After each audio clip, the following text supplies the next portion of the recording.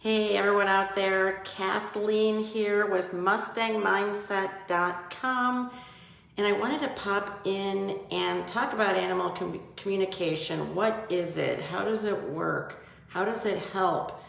Because I think it's something that, I've known about for so long because I've been tuned into it, but not realizing how others don't understand it and question it. And so I wanted to answer some questions that I get. And what is animal communication, first of all? And what it is it's really sending and receiving messages to animals. And I've worked with horses, dogs, cats, generally speaking. And, it may seem strange because it's like we're just so used to talking verbally and understanding each other as people, but actually even among people, the number one way that we communicate is through body language. It's not even verbally. That's like somewhere around 80% or something like that. So there are other ways that we communicate, and we all have an intuition, right? So we pick up on things, how a person feels, even when we don't even see them. We might want to give them a call and check in with them because we might sense that there's something wrong. So we all have an intuition. And many of us, like myself, are also empathic.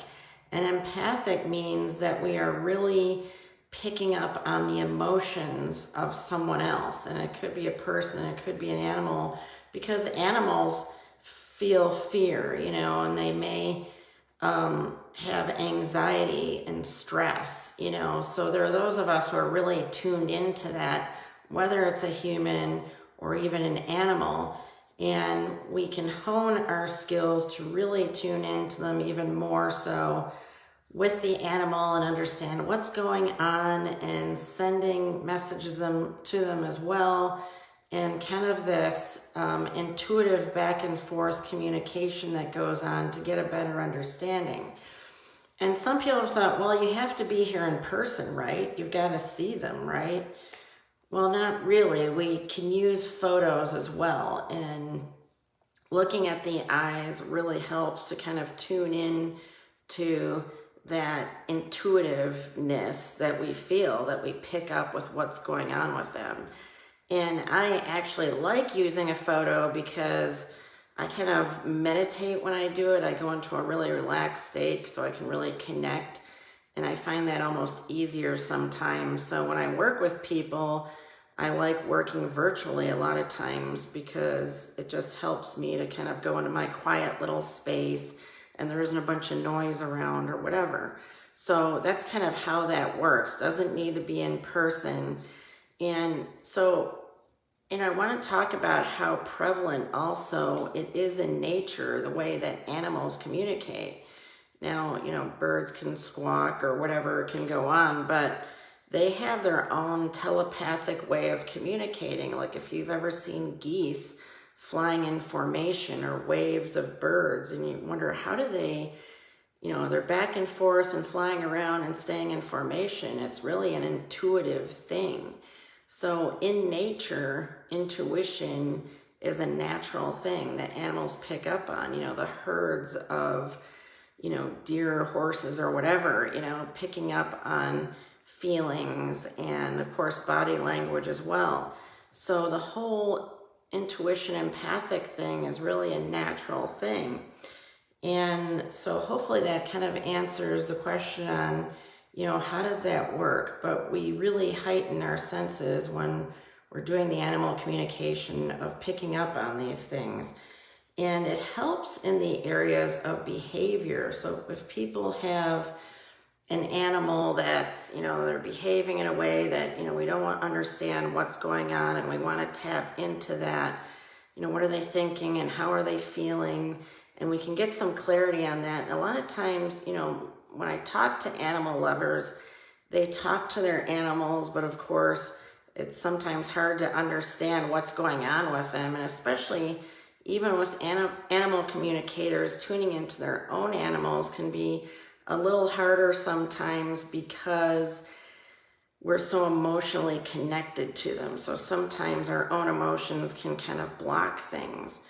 So I've, used animal communicators myself at times to help understanding if I'm rehoming an animal, how they feel about it or who they want to be with or whatever.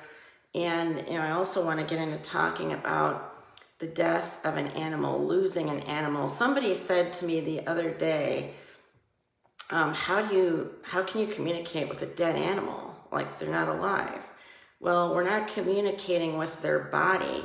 We're really communicating with their soul, which is their energy body, which when it's gone, of course, they're no longer alive. So it's really about the soul and about the energy that we're tapping into. So still looking at a photo, we can intuitively pick up on messages from animals. It's kind of like the psychic medium thing, you've probably heard of those people. And so energy scientifically cannot be destroyed. It still goes on. Our souls go on and our animal souls go on. So it's important to know that it's the same thing. We're still picking up on the energy of the animal. So that's how it works. And if you have any questions, please post your comments and I'll get back with you on that. But I wanted to cover what is animal communication and how does it work and how we can do it virtually and why it works. And it's just an awesome tool.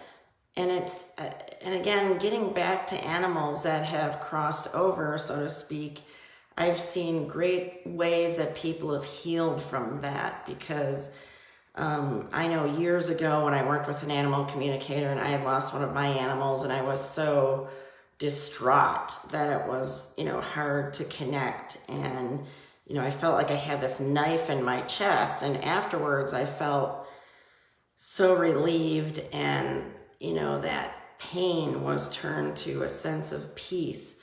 So as a healer, I really enjoy helping people heal and helping animals heal, of course. And I combine energy healing as well sometimes. So hopefully that answers people's questions. And I hope if you're an animal lover, you get inspired to use the services of an animal communicator and really enjoy the benefits of it and how it helps you and your fur baby as well. So thanks for tuning in. And I'll be talking again with you soon. Bye for now.